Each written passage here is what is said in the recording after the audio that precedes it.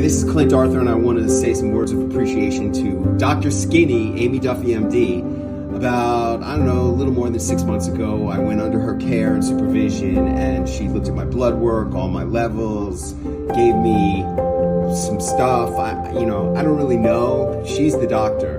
I just started doing what she told me to do, and I've been trying to lose weight, having a hard time, and I'm happy to say that this belt, I used to be like here. I used to be here on this belt, okay? And these pants, see how much weight I've lost? I've lost approximately 30 pounds, a little more than 30 pounds, under Dr. Aimee Duffy, MD's supervision and care, and I'm so grateful. It feels so great to have pants that are like hanging on me.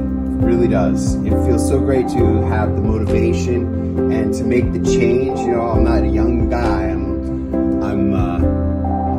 approaching middle of my life. I'm 58 years old, and it really feels awesome to have a body that is more the body that I want than what I used to have. And I'm very grateful to Dr. Skinny, Dr. Aimee Duffy, MD.